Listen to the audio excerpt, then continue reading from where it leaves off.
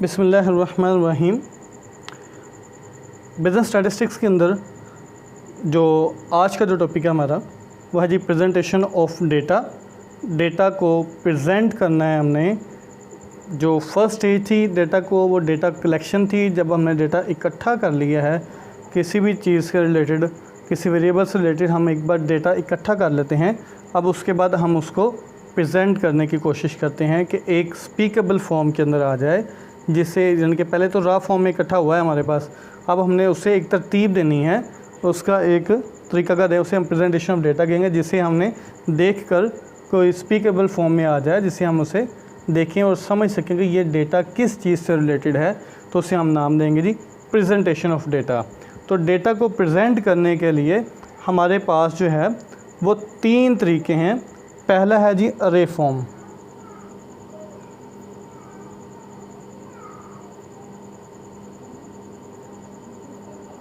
पहला जो तरीका है उसे हम नाम देते हैं अरे फॉर्म का, कि हमने डेटा को तरतीब देना है मुख्तलिफ लिहाज से। दूसरा आता है जी, दूसरी फॉर्म जो होती है वो हमारी टेबुलर फॉर्म कहलाती है।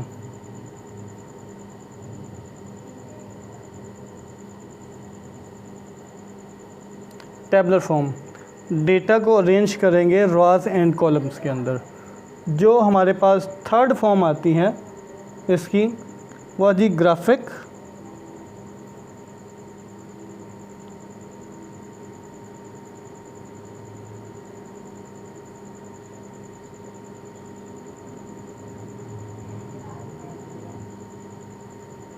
ग्राफिक एंड डायग्रामेटिक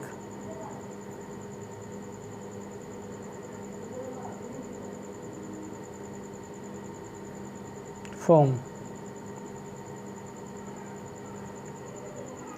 तो डेटा को प्रेजेंट करने के लिहाज से हमारे पास जो है वो उसकी 3 टाइप्स हैं, 3 तरीके हैं, 3 मेथड्स हैं जिस तरीके से डेटा को प्रेजेंट किया जा सकता है। पहला जी अरे फॉर्म।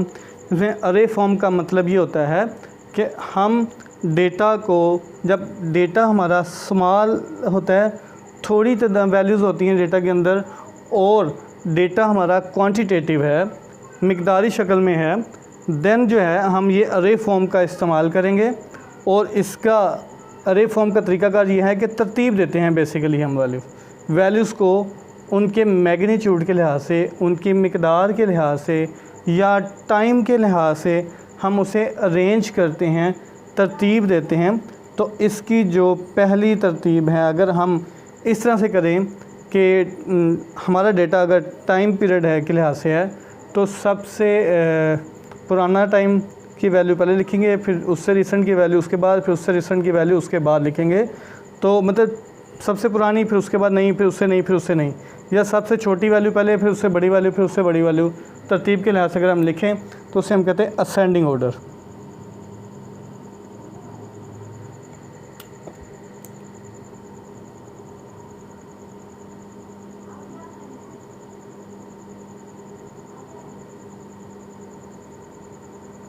असेंडिंग ऑर्डर का हम नाम देंगे, मतलब असेंड का मतलब बढ़ना, छोटी वैल्यू से बड़ी वैल्यू की तरफ आ जाते हैं, तो उसे हम असेंडिंग वैल्यू इनके ऑर्डर का नाम देते हैं। जिसे हम उर्दू में अगर हम बात करें तो असेंडिंग मतलब तरतीब सऊदी की बात करेंगे। अच्छा, इसके बाद इसके उलट है कि सबसे, अगर टाइम पीरियड के लिहाज से है तो सबसे रिसेंट पहले, फिर उसके पीछे बाद वाला उससे बाद, उससे पीछे वाला, फिर उससे पीछे वाला उसके बाद, फिर उससे पीछे वाला उसके बाद, इस तरतीब से दे दें। या सबसे बड़ी वैल्यू को पहले लिखें, फिर उससे छोटी वैल्यू, फिर उससे छोटी वैल्यू, फिर उससे छोटी वैल्यू की तरफ आएँ, तो उसे हम कहते हैं डिसेंडिंग।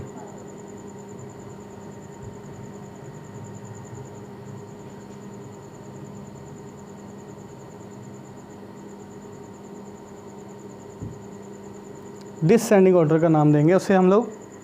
तो ये 2 फॉर्म है। अरे फॉर्म के अंदर मज़ीद 2 इसकी फॉर्म्स आ जाती हैं।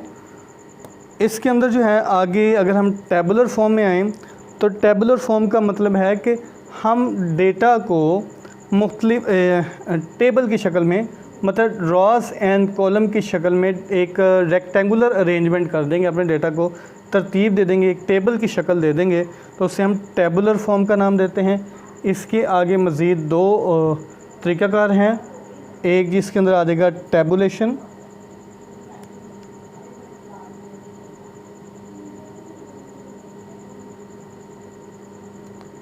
टेबुलेशन जो होता है ये बेसिकली डेटा को टेबल की शक्ल में तरतीब देने का जो प्रोसीजर है, जो तरीक़ाकार है, उसे हम नाम देते हैं टेबुलेशन। और जो दूसरा आता है इसके अंदर वो है जी क्लासिफिकेशन।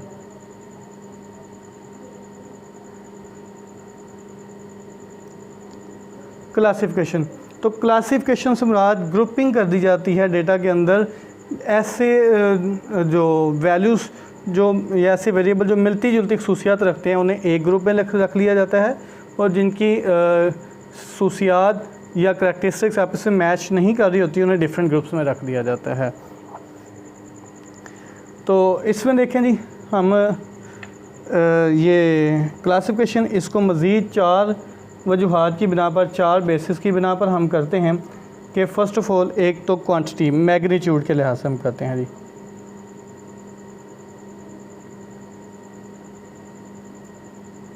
अगर हम डेटा को उसकी मिकदार के लिहाज से उसकी क्वांटिटी के लिहाज से हम बात करें तो इसे हम कहते हैं क्वांटिटेटिव क्लासिफिकेशन।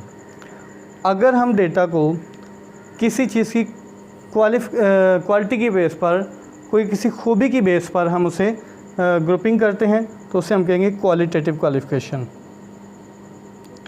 क्वालिटेटिव क्लासिफिकेशन, तो ये क्वालिटेटिव जब अगर हम देखें, लेट्स सपोज के डेटा जो है किसी एक कॉलेज या स्कूल के बच्चों के हेयर कलर को देखते हैं तो वो एक क्वालिटी है। उनकी इंटेलिजेंस के लिहाज से ग्रुपिंग करते हैं तो इंटेलिजेंस भी एक क्वालिटी है। तो क्वालिटेटिव डेटा इस लिहाज से कहलाएगा। फिर है जी हमारे पास आता है टेम्पोरल, इस बेस पर भी हम करते हैं जी। इसको टेम्पोरल क्रोनोलॉजिकल भी कहते हैं जी।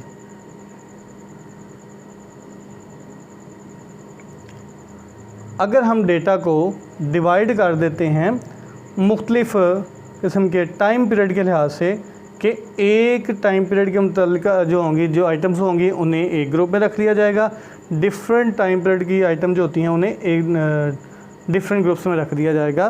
तो इसे हम नाम देते हैं टेम्पोरल या क्रोनोलॉजिकल क्लासिफिकेशन। इसके बाद लास्ट जो है हमारा वो ये है जी बेटा, जगह के लिहाज से अगर हम इसे डिवाइड करते हैं तो उसे हम नाम देते हैं बेटा ज्योग्राफिकल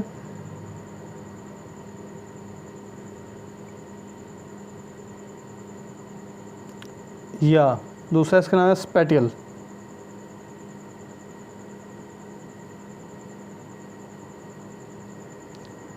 कि ज्योग्राफिकल जगह के लिहाज से, इलाकाई लिहाज से अगर हम डेटा की क्लासिफिकेशन करते हैं तो उसे हम कहते हैं ज्योग्राफिकल और स्पेटियल क्लासिफिकेशन।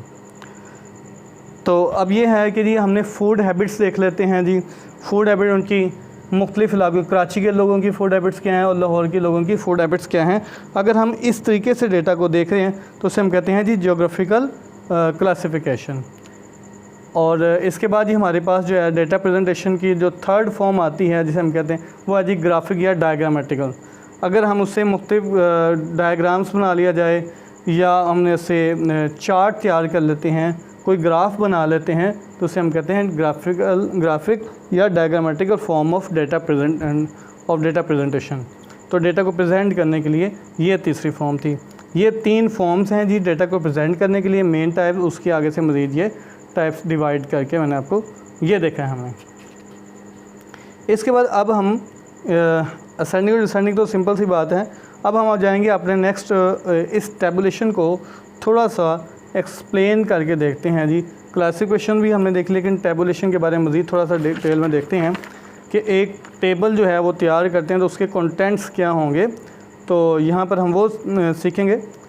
तो टेबुलेशन के अंदर जो है वो हम एक टेबल तैयार करने का जो है वो उसे हम जो बनाना है वो बेटा उसके टोटल 7 पॉइंट्स हैं एक टेबल के। सबसे पहले आता है जी टाइटल।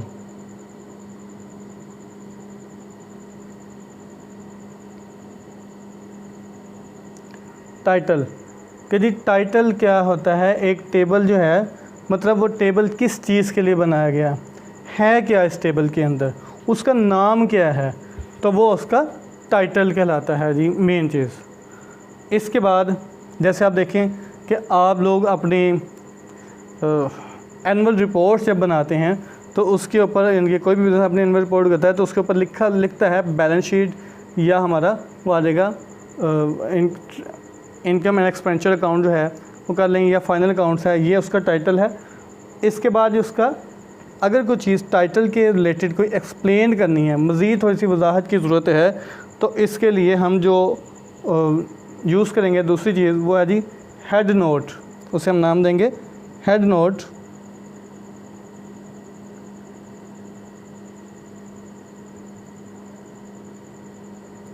इसको जी प्री फैक्ट्री नोट भी कहते हैं।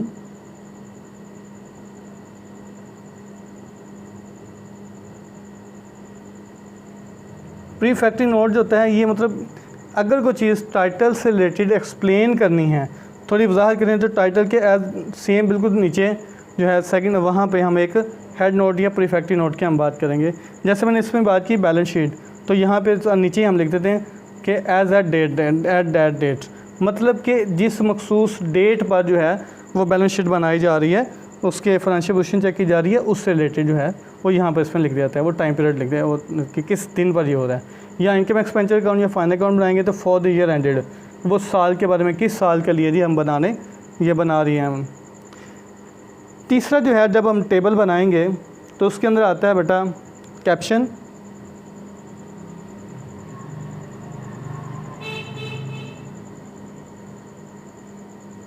या बॉक्स हेड। अगर हम जो कॉलम है, जितने भी कॉलम्स हैं उन तमाम कॉलम्स का एक हेड, मेन हेड दे, अगर हम टाइटल जो है या मेन हेड जो है इन तमाम कॉलम्स की मेन हेडिंग जो अगर दी जाए तो उसे हम नाम देते हैं कैप्शन या बॉक्स हेड का नाम दिया जाता है। इसके बाद अगर हम रोज़ की जो हेडिंग्स है इनके, इसके अंदर अच्छा कॉलम्स में देख लें, पहले तो हमने मेन हेडिंग देना है, फिर हमने ऐसे में क्या करना है कॉलम के हेडिंग ज़्यादा से दे देनी है।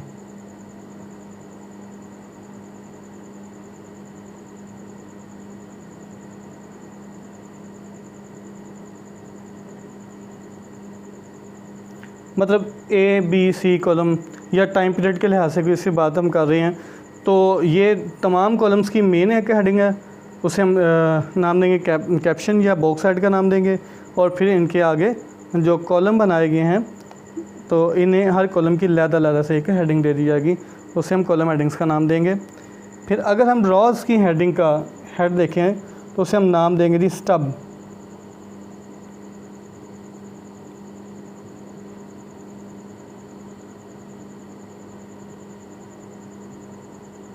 स्टब हेडिंग्स की बात होगी कि जी हम जितने भी हैं इसमें इन हेडिंग्स की आ जाएंगी कॉलम, ये रोज़ हैं, इन रोज़ की जैसे कि जी स्टब 1, स्टब 2, मतलब इसका मतलब रो 1 की हेडिंग, रो 2 की हेडिंग, ये सारी इसके अंदर आ जाती हैं कि इन रोज़ में। इसके बाद ये जितनी न्यूमेरिकल वैल्यू इस पोर्शन में लिखी जाएंगी, इस पोर्शन का हम नाम देते हैं जी बॉडी का। जितनी न्यूमेरिकल वैल्यूज़ इस पोर्शन में लिखी जाएंगी वो हमारी बॉडी ऑफ द टेबल कहलाएगी।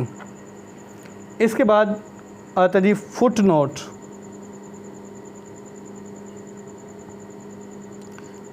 और ये जो फुट नोट होता है, ये अगर कोई चीज़ टेबल के अंदर रह जाए जो क्लियर नहीं हो पा रही टाइटल के अंदर या कहीं भी, तो उसको हम इस टेबल के राइट उसी के नीचे जैसे ख़त्म होता है उसके नीचे हम इसे लिख देंगे, तो इसे हम नाम देंगे जी फुट नोट का।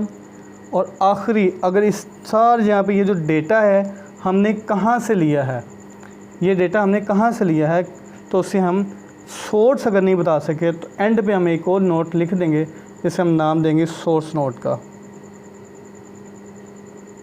कि जी हमने ये जो डेटा है जो सारा हमने यहाँ पे अरेंज किया, जो लिखा है इसके अंदर, तो वो सोर्स क्या था, किस सोर्स से हमने ये डेटा इकट्ठा किया है, उसको हम यहाँ पर इस सोर्स में लिखेंगे।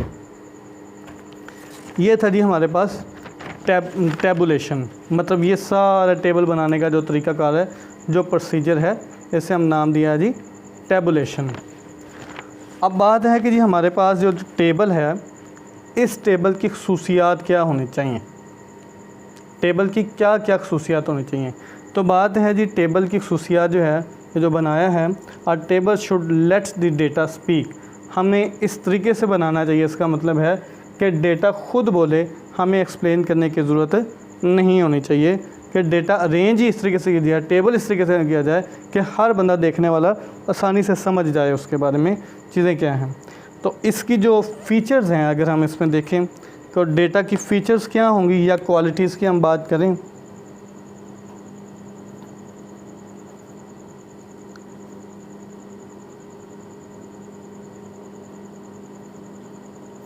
एक टेबल की, तो इसकी जो पहली क्वालिटी आती है जी, सिंपल एंड सेल्फ एक्सप्लेनेटरी।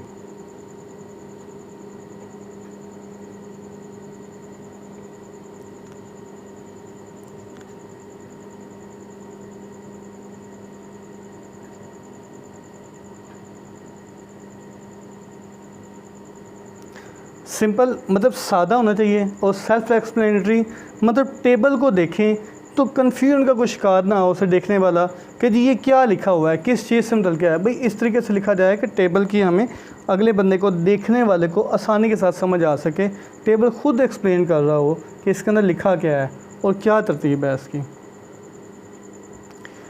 तो सेकंड जो है ये होगा जी base for further statistical analysis.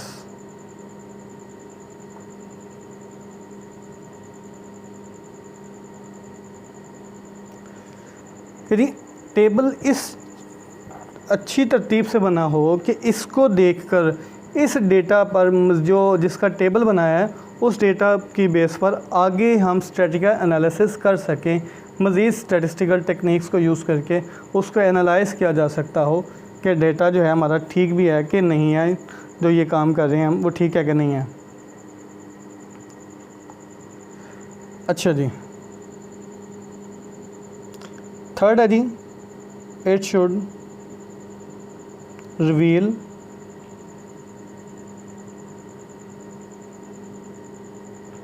Salient feature.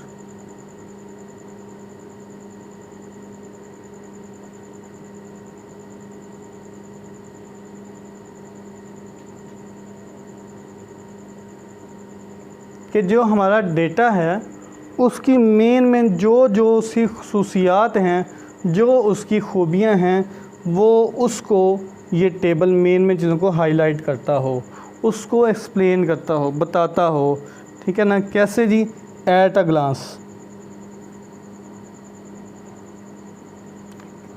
एक ही नज़र में जब कोई बंदा देखे कि किस क्या उसकी सारी खसूसियात जो हैं वो उस नज़र में उसको शो हो जाएं इसके रीडर को या इसे देखने वाले को, तो ये है जी,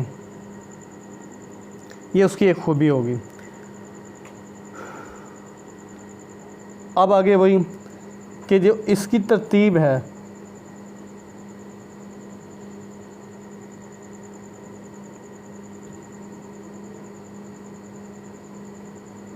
इसमें जी बेस्ड ऑन फैक्ट्स एंड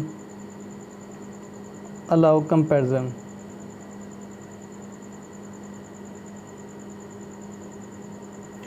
जी ये इस तरीके से हो कि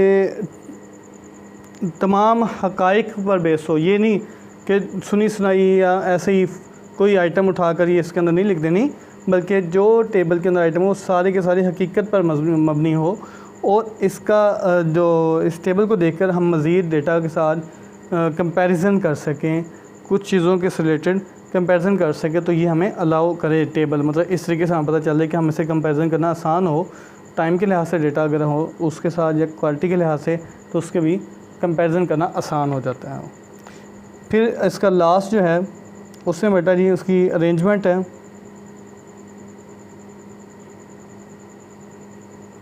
डेटा को अरेंज या तो अल्फ़ाबेटिकली किया गया हो,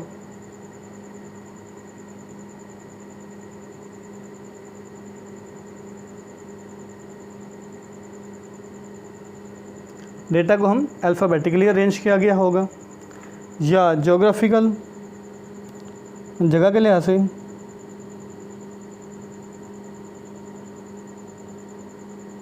जोग्राफिकली डेटा को अरेंज किया गया उसमें, या मैग्नीट्यूड उसके मिकदार के लिहाज से डेटा को अरेंज किया गया हो, तो उससे हम कहते हैं ये जो खूबियाँ हैं, ये खूबियाँ एक हर टेबल में होना चाहिए। तो इससे मुराद के टेबल खुद बताएगा कि जी इसकी ये क्या चीज़ है, किस चीज़ से रिलेटेड है, तो उस टेबल को देखने वाले को कोई किसी किस्म की कोई परेशानी ना होगी, उसे आसानी देखें तो हर बंदा से आसानी से समझ जाएगा जो इस फील्ड से रिलेटेड होगा, या दूसरा भी कोई बंदा उसे आसानी से देख सकेगा कि जिसके अंदर लिखा क्या है, क्या तरतीब दी गई है, वो आसानी से हो सकती है अगर एक टेबल के अंदर ये खूबियाँ हैं, और ये होनी चाहिए हर टेबल के अंदर। ये था बेटा आज का टॉपिक। उम्मीद है आप लोगों को समझ आ गई होगी। फिर भी कोई बात क्लियर ना हुई तो मुझसे समझ सकते हैं। अल्लाह हाफिज़।